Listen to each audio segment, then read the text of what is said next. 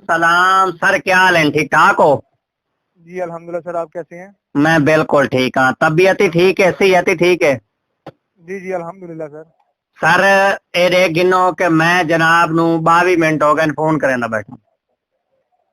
जी sir, बताना चाहूंगा, आपको मालूम है कोरोना की वजह से स्टाफ बहुत कम अलाउ है अच्छा गवर्नमेंट की तरफ से। कॉल बहुत ज्यादा है, बंदे बहुत कम है, जिसकी वजह से मुश्किल का सामने माजरत हूँ आपसे। चलो, ये तो गल गई मुक। बई गल ये है भाई, आज इथे मैं हाँ असल ते दुकानदार जी ठीक है। ये मती तार रोड डिठो है वे, खाद फैक्ट्री को जेड़ा लांदा पई है, उत्थे नहीं सर, मेरी मैं ये लाहौर से दुकान बात कर रहा मोबाइल हूँ मेरी मालिक। गल पूरी सुन, मैं तफसील ना दसे ना। जी जी। मेरे को बंदे आ गए जने पैकेज ला दे, पैकेज ला दे। मैं केड़ा जने 6710 वाला जी ठीक है। वो मैं पैकेज मेरे ख्याल कि 500 बंदे आज की डेट ला दिता है। जी ठीक है। हूं उहे बंदे मंजी चाहते मेरी दुकान के बाहर गति खड़े सारे, वो तो रश लाई खड़े जने ये 100 मिनट तक कला 100 मिनट। मैं आख्या नहीं, जी बिल्कुल। रोजाना 100 मिनट मिलते। नहीं सर, रोजाना तो नहीं मिलेगा। वो लालिया फोन सुनते खड़े नहीं, वो लोड सभी करे वो हाल है। अच्छा सर रोजाना नहीं मिलेगा, एक ही दफा मिलता है 25 रुपए में। मतलब रोजाना तो थोड़ी मिल सकता है, 6 माह तक 100 मिनट आपको मिलता रहे। अच्छा। हूं एक ही दफा मिलता है वो, इसके लिए कभी कभार जिसने कभी कॉल करनी हो, कोई बहुत जरूरी हो, ये उसके लिए बंडल है। अच्छा 100 मिनट मिल जाता है 6 माह के लिए 25 रुपए में। जब कभी इमरजेंसी होगी कॉल कर लिए, उसके लिए रोज नहीं मिलता। अच्छा। इस तो इलावा सर हूं गल ये है भाई, जी तुसा जी। कोरोना फंड है कर 20 करोड़ दिते हैं ना, जायजा लेने दिते हैं ना। सर माजर के साथ हमें इस चीज की मालूमात नहीं है। सर गरीबां दी तो छिल पटी गई, वो तो हूं मेरा फिर सोटे ही नाल लाई वदन। सानू ये ला लिया, मेहरबानी करो साढ़े पैसे हटा दो। अगे करोना तो असा घर मोए पे साढ़े घर आटा को नहीं, दाल ही मुक्की पई है।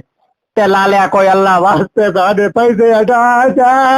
ओ साढ़े 40 रुपए का मैं हुने लोड की थी। ओ वास्ता हटा। सर बताना चाहूंगा, वो गवर्नमेंट का प्रोग्राम है हमारा जैज का, उसके साथ कोई लिंक नहीं है। हूं कोई तो हल करो। सर हमारा कोई उससे लिंक ही नहीं है जैज का, तो हम इसका क्या हल करें, आप ही बता मेरे दीजिए। भिरा ए दस एक मिनट तसल्ली नाल, तू हूं इस कंपनी जी करे ना पी है ना, ये पैकेज आया जी ना बिल्कुल। 4710 वाला लाओ। हूं कोई जी जी। हाल दसो कि साढ़ा 40-50 लगे ही वापस हटावे। सर जिसने बंडल लगा लिया है उसको वापस तो नहीं मिलेगा। अच्छा, उसके तो पैसे कट गए, उसको वापस नहीं मिल सकते। ये समझ लो जेड़ा ईद वाला फितराना देवना यो आज तो देव गया। जी ठीक सर। हूं कोई हल कोई नहीं। नहीं सर, इसका कोई हल नहीं है, जो पैसे अच्छा कट गए एक हैं वो भाई उन्होंने एक मेरे को मेरे कस्टमर खड़ोता है, इस पैकेज लाया स्टार 710 वाला, उस पांच जी सात ठीक है। ना काला ही की थी मेरे नंबर ते ही उस कॉल की थी, 4-5 मिनट चलती रही है। ते जी उन ठीक है। लिंक हेक नहीं कटींदा भी, ये की रोला है।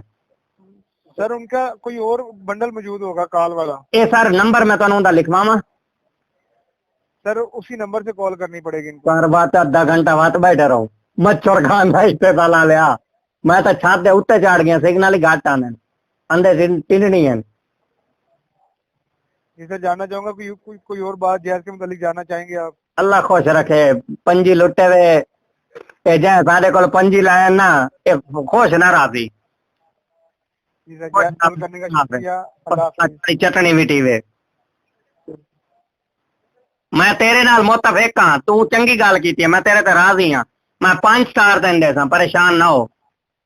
जी शुक्रिया सर, जैज कॉल करने का शुक्रिया। अल्लाह हाफिज। बस वनो घर समय राती 7 बजे।